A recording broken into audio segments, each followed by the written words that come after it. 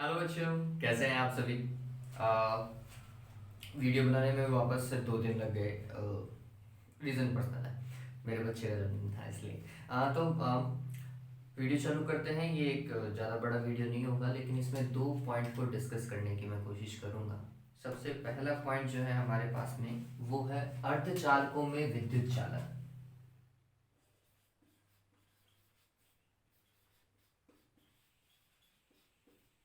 अर्धचालकों में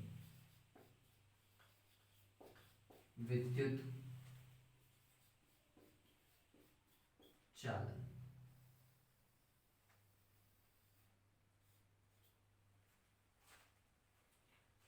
ओके, ये क्या चीज़ है, इस पॉइंट में हम क्या डिस्कस करने वाले हैं। दो चीज़ें हैं। हम पढ़ेंगे कि अर्धचालकों में चालकता क्या होती है, क्या फॉर्मूला बनता है, और हम पढ़ेंगे कि अर्धचालकों की प्रतिरोधकता कितनी होती है, वो किन कारकों पर निर्भर करती है, ये हम देखने की कोशिश करेंगे बच्चों। तो सिंपल सा टास्क है। जिस तरीके से आपने कभी चालक को पढ़ा था, लेट्स सपोज कीजिए कि चालकों में आपने एक ऐसा कुछ डायग्राम बनाया था, याद हो तो।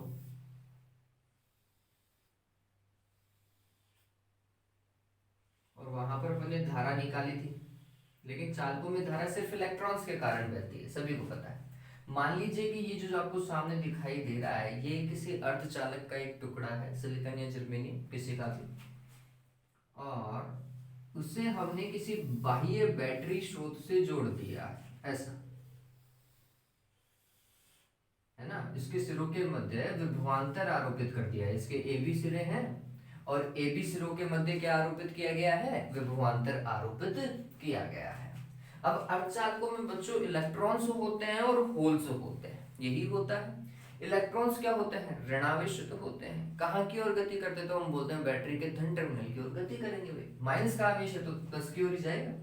तो ये इलेक्ट्रॉन्स हमने शो कर दिया ऐसा, है ना। ऐसा हमने शो कर दिया। और ये कहाँ की ओर जाएंगे, बैटरी का धन टर्मिनल इस तरफ है, मतलब ये पॉजिटिव सिरा था, ये नेगेटिव सिरा था, तो ये इस तरफ जाएंगे ऐसा, ये इस तरफ। ठीक, और इसमें होल्स भी होते हैं। होल्स को ऐसे शो करो। होल्स कहाँ की ओर जाएंगे, आंसर है धनात्मक आवेशित होते हैं, तो माइनस की ओर जाएंगे।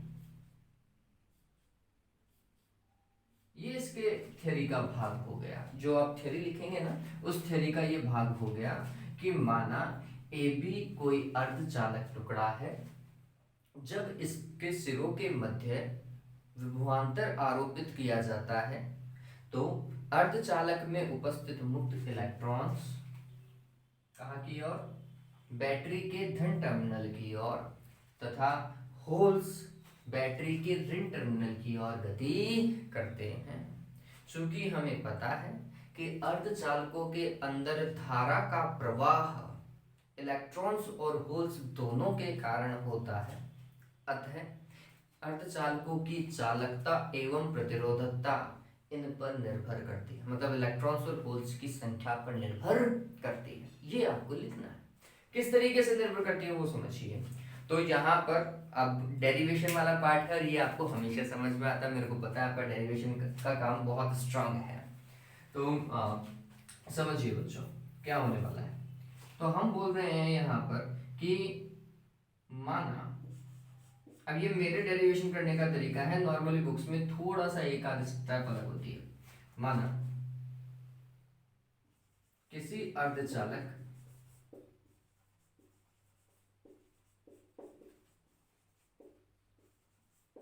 के एकांक आयतन में, एकांक आयतन में मुक्त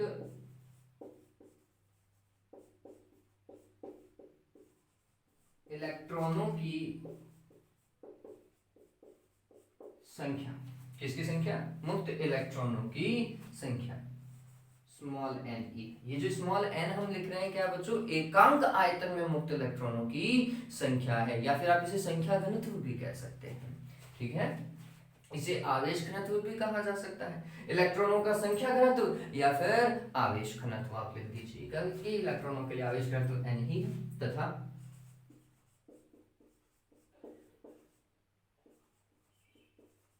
होल्स की संख्या स्मॉल n और ये h है, ठीक है।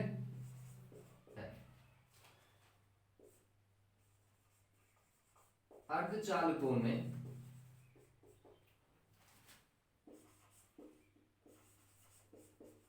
धारा का प्रवाह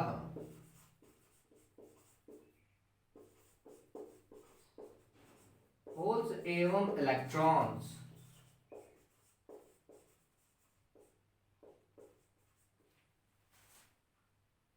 दोनों के कारण होता है, दोनों के कारण होता है। अतः क्या भाई, तो हम बोलेंगे अतः कुल धारा जो है बच्चों आई, वो क्या होगी, इलेक्ट्रॉन्स के कारण बहने वाली धारा प्लस होल्स के कारण बहने वाली धारा, ठीक है।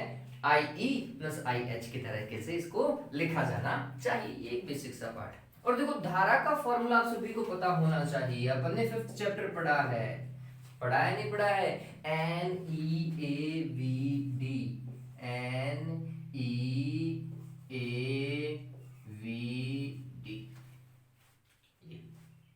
पढ़ा था नहीं पढ़ा था, पढ़ा था। चलिए ये क्या चीज है N E A V D, यहाँ पर एन वही एकांक आयतन में इलेक्ट्रॉनों की संख्या थी, क्योंकि धारा वहां पर इलेक्ट्रॉन्स के कारण बह रही थी। ई क्या है, इलेक्ट्रॉन का आवेश है। ए क्या है, अनुप्रस्थ काट क्षेत्रफल है। वीडी क्या है, तो हम बोलते हैं अपवाह चाल है, यही है। अरे यही पढ़ते हैं ना बच्चों, ठीक। चलिए अब यहां पर समझिए, जब हम इस वाले फॉर्मेट में इसको रखने की कोशिश करते हैं तो इसे कैसे रखा जाना चाहिए वो बहुत इंपॉर्टेंट है। आप समझिएगा बच्चों, जब आप वीडी लिखते हैं तो विद्युत क्षेत्र और अपवाह चाल में एक संबंध है ना।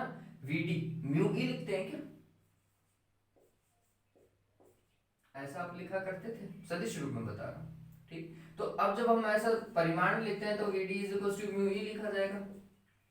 चलिए अब एक और चीज है, यहां पर अगर मैं बोलूं म्यू, ये क्या है, गतिशीलता है।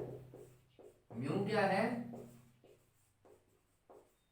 गतिशीलता है ना। और गतिशीलता जो होती है बच्चों वो अलग अलग होती है, किसकी, इलेक्ट्रॉन्स की और होल्स की। ये बात सदैव ध्यान में रखें, इलेक्ट्रॉन्स की गतिशीलता होल्स से अधिक होती है या होल्स की कम होती है गतिशीलता। क्यों होती है, तो आंसर है द्रव्यमान के कारण। गतिशीलता द्रव्यमान पर निर्भर करती है बच्चों, हम सभी को पता है ना। 5वां चैप्टर पढ़ा है नहीं पढ़ा है, चलो वो मैं बता दूंगा। लेकिन आप ये ध्यान रखिए कि Vd इज इक्वल टू क्या होता है, म्यू ही होता है, ठीक। जब हम बात करते हैं इलेक्ट्रॉन्स और होल्स की तो दोनों के लिए गतिशीलता अलग अलग है। इलेक्ट्रॉन्स की गतिशीलता को हम लिखेंगे म्यू ई और होल्स की गतिशीलता को हम लिखेंगे म्यू एच। अगर ऐसा है दोनों की गतिशीलता अलग अलग है, इसका मतलब दोनों की अपवाह चाल भी क्या होगी, अलग अलग होगी। एक बेसिक सी बात है, क्लियर है ये बात, तो इस चीज को हमें ध्यान में रखना पड़ेगा। डन। चलिए तो पहले तो ये समझिए, तो मैं यहाँ पर वैल्यू पुट कर रहा हूँ, तो यहाँ पर लिखा जाएगा कुल धारा I is equals two electrons के कारण बहने वाली धारा क्या भाई, N, और इलेक्ट्रॉन्स के लिए ये E नीचे लगाइएगा, ठीक है। और फिर इलेक्ट्रॉन का आवेश E, अनुप्रस्थ काट क्षेत्रफल A, और यहाँ पर लिखा जाएगा Vd, और वो भी किसके कारण, इलेक्ट्रॉन्स के लिए, ठीक है। फिर होल्स के लिए तो आंसर है एकांक आयतन में होलों की संख्या। फिर होल के ऊपर आवेश कितना, तो हम बोलते हैं एक रिक्त स्थानीय, जो इलेक्ट्रॉन जब निकल जाता है तो वहां पर जो रिक्तता क्रिएट हो जाती है वो रिक्तता ही होल होती है। तो कुल मिलाकर के इलेक्ट्रॉन का और होल का आवेश समान होता है, द्रव्यमान अलग अलग होता है। इलेक्ट्रॉन का द्रव्यमान कम होता है, होल्स का प्रभावी द्रव्यमान ज्यादा होता है, ठीक है। तो हम बोलते हैं कि आवेश तो समान ही है, तो होल्स का आवेश E ही लिखा जाएगा, परिमाण में समान है। अनुप्रस्थ काट क्षेत्रफल ए ही है, अरे यही होगा, ठीक। और अपवाह चाल Vd, और वो भी होल्स के लिए, तो मैं यहाँ पर H और लिख देता हूँ, ठीक है, इसमें कोई दिक्कत नहीं होनी चाहिए। अब देखिए बच्चों, यहाँ पर भी A है, यहाँ पर भी A है, A को क्या लिया जा सकता है, कॉमन लिया जा सकता है। तो हमने A को अगर कॉमन लिया तो यहाँ पर क्या बचेगा, Ne, E और Vd, और Vd भी किसके लिए, इलेक्ट्रॉन्स के लिए, प्लस यहां पर देखो NH, फिर E, और ये तो कॉमन हो चुका है ना, तो ये हो जाएगा VD और यहां पर H, ये H है भी, है ना। चलिए A इस तरफ लेकर के आ जाओ, दूसरी तरफ I upon A। I upon A क्या होता है बच्चों? धारा घनत्व होता है। पता है नहीं पता है? I अपॉन A क्या होता है? धारा घनत्व होता है, जिसे J से प्रदर्शित किया था। यहां पर देखो ये क्या बन रहा है, NEEVD, ठीक, प्लस NH, E और VD, वो भी किसके लिए? होल्स के लिए, ठीक। अब यहां पर एक चेंज कर रहे हैं, इसे धारा घनत्व लिख रहे हैं, जो कि J से प्रदर्शित किया जाता है। एक चेंज हम यहां पर करेंगे, म्यू E वाला चेंज, ठीक है। तो हमने लिखा है NE, फिर ये E। अब ये दोनों में कंफ्यूज मत हो जाना, ये तो NE एक साथ है और ये E आवेश है, पता चले तुम इसको E स्क्वायर बना दो, ज्यादा बच्चे होशियार बन जाते हैं, E स्क्वायर बना देते हैं इसको। फिर VD की जगह हमने लिखा म्यू E, और म्यू किसका? इलेक्ट्रॉन्स का। फिर यहां पर देखो NH E, और यहाँ पे देखिए भाई ये क्या लिखा जाएगा? म्यू E, लेकिन ये म्यू किसका? होल्स का। डन है। अब जो कॉमन है उसे बाहर निकालो, क्या कॉमन है भाई? तो आंसर है स्मॉल e और कैपिटल E कॉमन है, इलेक्ट्रॉन का आवेश और विद्युत क्षेत्र का परिमाण, ठीक है। तो हमने लिखा है इलेक्ट्रॉन का आवेश और ये विद्युत क्षेत्र E बाहर निकल गया। तो क्या बच गया बच्चों? ये बचा Ne और म्यू E अंदर, यहां पर NH और म्यू H, यही तो बच रहा है। बराबर क्या? धारा घनत्व। चलिए अब आप सभी को पता है धारा घनत्व और विद्युत क्षेत्र में एक संबंध है, J बराबर सिग्मा E। होता है नहीं होता है देवताओं? गाउस के नियम का सूक्ष्म रूप J बराबर सिग्मा E तो था, सदिश रूप में सदिश लगा दीजिएगा, अभी सदिश नहीं कर रहा हूं मैं, ठीक है। होता है, यही होता है, ठीक। अगर मैं ये आरोपित कर दूं, यहां पर J की जगह क्या लिख दें? सिग्मा E लिख दें, तो क्या होगा? सिग्मा क्या? चालकता होती है, ठीक, बराबर क्या? E, capital E, Ne mu E plus NH mu H, यही तो होगा। E से E क्या? कैंसिल, तो सिग्मा चालकता किसकी? अर्धचालकों की, बराबर क्या? E Ne mu E plus NH mu H। ये ध्यान रखना, ये अर्धचालकों की चालकता होती है।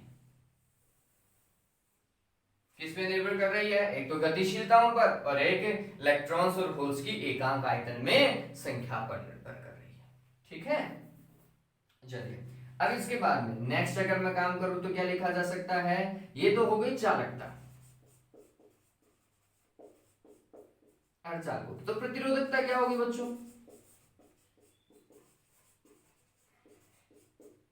प्रतिरोधकता होती है रो, रो बराबर 1/सिग्मा, 1/सिग्मा।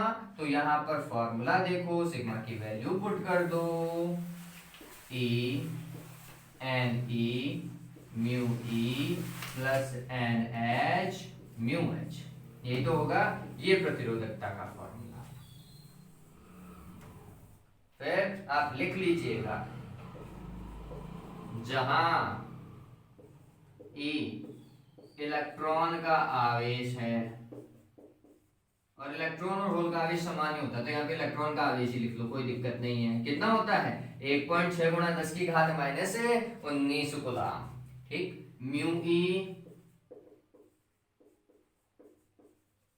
इलेक्ट्रॉन की गतिशीलता है, ठीक, और म्यू H होल्स की गतिशीलता है,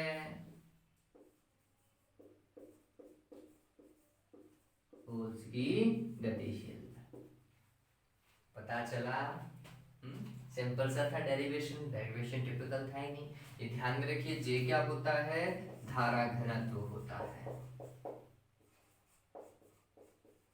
ना। धारा घनत्व एक सदिश राशि भी होती है, ठीक, सदिश राशि ही होती है, भी क्या लगाना है इसमें। पता चल गया, ये पूछा जाता है ना। एक छोटा सा डेरिवेशन है, सिंपल सा डेरिवेशन है, तो ध्यान में रखिएगा कि अर्धचालकों की चालकता और प्रतिरोधकता जो है वो इलेक्ट्रॉन्स और होल्स की गतिशीलता पर तथा उनकी एकांक आयतन पे संख्या पर निर्भर करती है बच्चों। ठीक है ये बात। तो चलिए इसको उतारो, फिर एक छोटा सा पॉइंट और डिस्कस करते हैं, वो मोस्टली थियोरिटिकल है ना। जल्दी से एक बार के लिए इसको उतारो।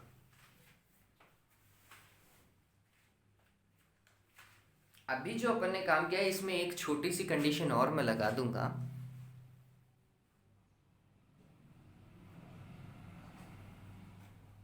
ओके वीडियो तो ठीक आ रहा है।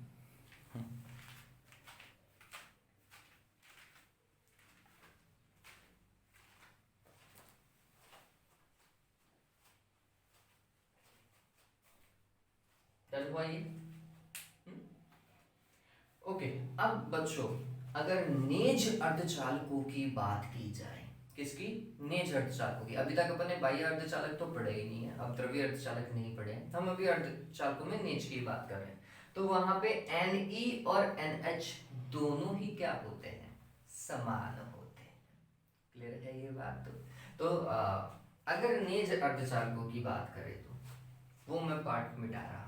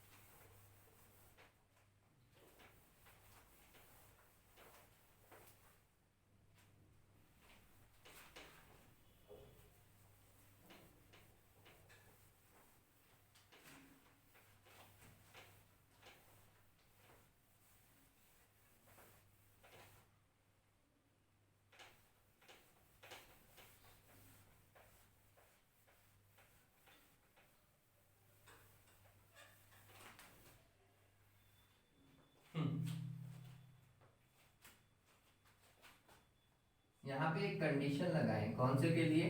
नेज अर्धचालकों के लिए।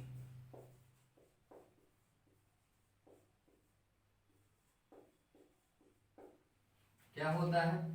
आंसर है इलेक्ट्रॉन्स की संख्या और होल्स की संख्या बराबर होती, तो एकांक आयतन में भी उनकी संख्या क्या होगी? बराबर होगी। ठीक, जिसे प्रदर्शित किया जा सकता है Ni से। I क्या? इंट्रिंसिक सेमीकंडक्टर बोलते हैं ना, इसलिए Ni लिख दिया। ठीक, तो अगर मैं यहाँ पर ये फॉर्मेट में यूज करूं तो प्रतिरोधकता क्या हो सकती है? वैसे ही चालकता भी लिख लीजिएगा। देखिए प्रतिरोधकता बराबर क्या हो जाएगी? 1/E, है ना, और Ne और NH की जगह Ni लिख देंगे अपन। Ni mu E plus Ni mu H। ठीक है, Ni को कॉमन ले लो ऐसा, और ये mu E plus mu H। लेकिन ये किसके लिए? निज अर्धचालकों के लिए, ये ध्यान में रखना है ना। ये काम किसके लिए करना है? हमें निज अर्धचालकों के लिए हमें काम करना है। डन हुआ ये? चलिए तो ये पार्ट इतना ही था, इतना ही हम काम करेंगे। नेक्स्ट जो पॉइंट अपन को डिस्कस करना है, ये उतार लीजिएगा बच्चों। ओके, नेक्स्ट जो पॉइंट अपन डिस्कस करेंगे वो है ताप का प्रभाव। नेज अर्धचालकों की चालकता पर किसका बच्चों? ताप का प्रभाव। ठीक, बहुत सिंपल है, थ्योरेटिकल है, तो देख लेते हैं। सिंपल सा छोटा सा पार्ट है, ज्यादा बड़ा पार्ट नहीं।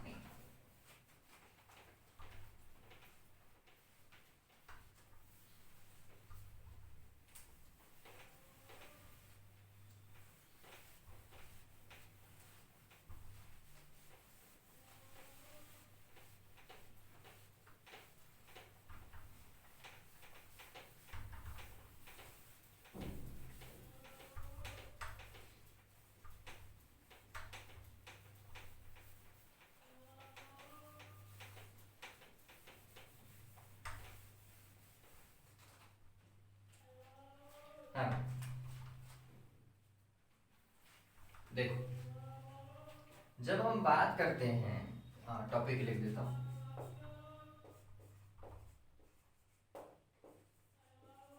नेज अर्धचालकों की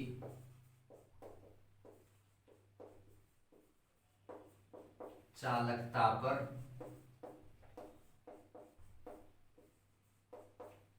ताप का प्रभाव।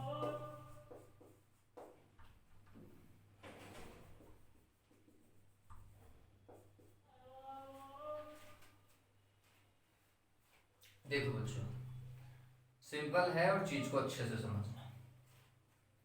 क्या होता है, जब हमने प्रयोग किया अर्धचालकों के ऊपर, तो हमें पता चला कि अर्धचालकों की जो चालकता है वो किसके ऊपर निर्भर कर रही थी। आंसर है उनके लिए म्यू के ऊपर निर्भर कर रही थी। उनकी चालकता जो है वो गतिशीलता पर निर्भर कर रही थी। ये भी हमें पता है किस तरीके से, वो अभी देखो। तो समझना, तो हमने लिखा प्रयोगों से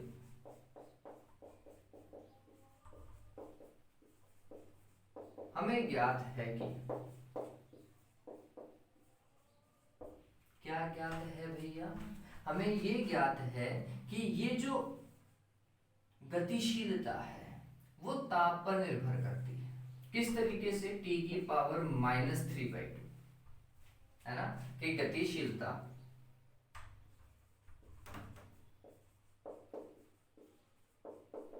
अर्धचालकों की गतिशीलता ताप पर निर्भर करती है, ताप पर निर्भर करती है। तथा फिर चाहे आप ये लिख लीजिएगा, म्यू समानुपाती है टी की पावर -3/2, इस तरीके से। एवं और हमें क्या पता है, आप सभी को पता है कि वो जो हम Ni लिख रहे थे, एकांक आयतन में इलेक्ट्रॉन्स और होल्स की संख्या, वो किसके बराबर थी। आंसर है वो लगभग बराबर थी ए टी की power 3/2 e to the power -del divided by 2kT। यही था। आप गौर कीजिए, चालकता वास्तविकता के अंदर n पे भी तो निर्भर कर रही है, म्यू पे निर्भर करने के साथ में इस पे निर्भर कर रही है। ठीक है, ये नीचे वाला भाग ही तो चालकता है ना। अरे बच्चों, यही तो चालकता है, E Ni mu E plus mu H। ठीक है, इस पे भी निर्भर कर रही है, इस पे भी निर्भर कर रही है, दोनों पर। तो हमने दोनों फैक्टर लिख लिए जिसके ऊपर उनकी चालकता क्या कर सकती थी, निर्भर कर सकती थी। ठीक है, एक तरीका ये क्लियर हुआ, इसमें कोई दिक्कत नहीं होनी चाहिए। ठीक, तो इसका मतलब ये है, अतः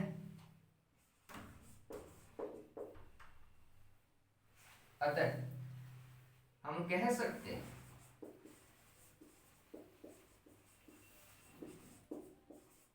कि नेज अर्धचालकों की चालकता का अगर फैक्टर बनाया जाए तो वो फैक्टर जो है वो इस पे भी निर्भर करेगा। ये वाला पार्ट तो देखा जाए तो हम एक तरीके से कॉमन बना करके, क्योंकि इसको इससे गुणा करोगे, देखो ये दोनों गुणा हो रहे हैं, है ना। जब आप इसको इससे गुणा करोगे तो ये वाला फैक्टर तो एक दूसरे को काट देगा, एक नियतांक ए ही बच जाएगा, into e to the power -del 2kT। Clear है ये बात। तो हम बोल सकते हैं कि ये जो सिग्मा है, अर्धचालकों की जो चालकता है, वो क्या हो जाएगी, वो बराबर होगी, मैं यहाँ पर एक नियतांक लगा देता हूँ सिग्मा नॉट।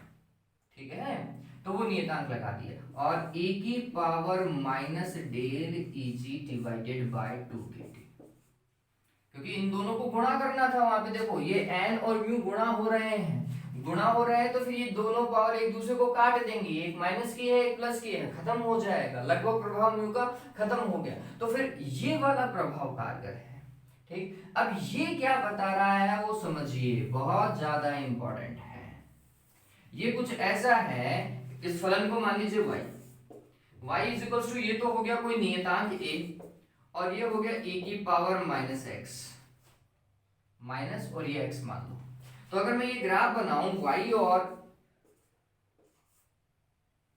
किसके बीच में, एक पर्टिकुलर पॉइंट ले लीजिए x के बीच में, तो ये ग्राफ ऐसा जाएगा, ये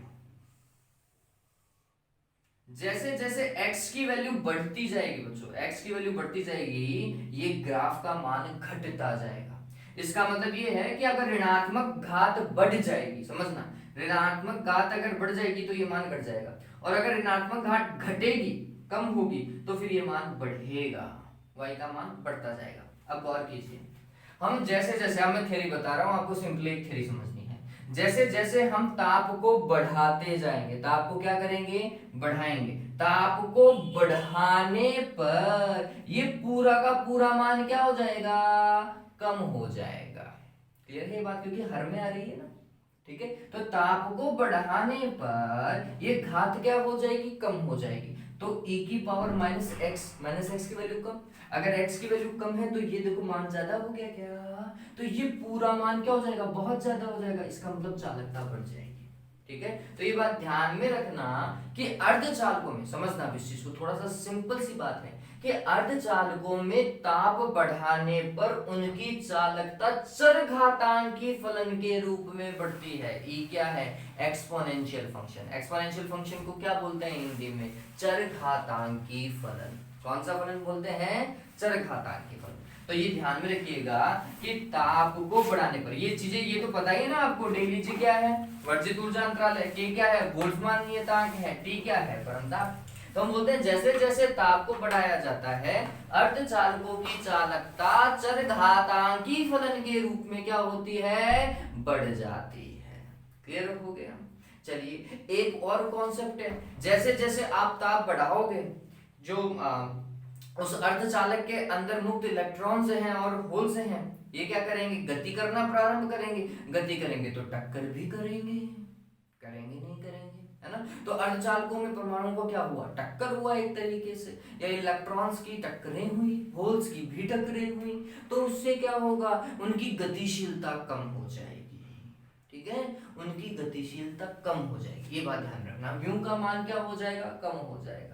लेकिन इस म्यू के मान से ज्यादा प्रभावी मान कौन सा है, ये वाला। चरघातांकी फलन बहुत तेजी से बढ़ता भी है, बहुत तेजी से घटता भी है। तो म्यू का मान घटता है, ये बात बिल्कुल सही है। अर्धचालकों के अंदर ताप बढ़ाने पर इलेक्ट्रॉन्स की और होल्स की गतिशीलता क्या होती है, घट जाती है। म्यू का मान घट जाता है, तो चालकता क्या होनी चाहिए थी, घट जानी चाहिए थी, लेकिन ऐसा होता नहीं। क्यों, क्योंकि ये चरघातांकी फलन ज्यादा प्रभावी होता है। तो हम बोलते हैं कि जैसे जैसे ताप बढ़ाया जाता है, ताप बढ़ाने पर उनकी गतिशीलता क्या होती जाती है, घटती जाती है। ये देखो समानुपाती और माइनस की घात है, ठीक। इसका मतलब आप इसको ऐसा समझो, म्यू व्युत्क्रमानुपाती टी की पावर 3/2। ताप बढ़ाओगे गतिशीलता क्या हो जाएगी, घट जाएगी। ठीक है, ये बात समझिए, ताप बढ़ाया गतिशीलता घट गई, ताप बढ़ाने पर गतिशीलता घट जाती है, लेकिन इसका मान चरघातांकी फलन के अनुरूप नगण्य होता है ना। ये ज्यादा प्रभावी हो जाता है, किससे, इस वाले फैक्टर से। ठीक है, इस चीज को ध्यान रखिएगा। तो दो चीजें ध्यान में रखनी है, पहला ताप बढ़ाने पर चालकता चरघातांकी फलन के रूप में क्या होती है, बढ़ती है। ये अगर बढ़ती है तो प्रतिरोधकता घट जाती है, ये हमें पता भी है। एवं हमें ये भी ज्ञात है कि ताप बढ़ाने पर इनकी गतिशीलता, इलेक्ट्रॉन्स और होल्स की गतिशीलता में क्या आती है, कमी आती है। लेकिन यह कमी या गतिशीलता में यह कमी चरघातांकी फलन के रूप में वृद्धि की तुलना में क्या होती है, नगण्य होती है। इस चीज को आपको लिखना है, ठीक है।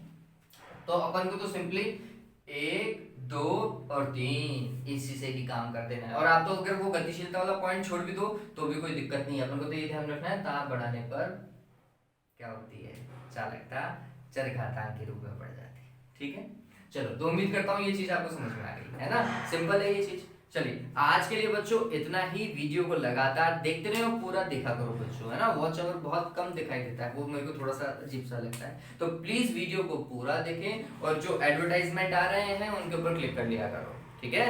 चल, have a great day, take care.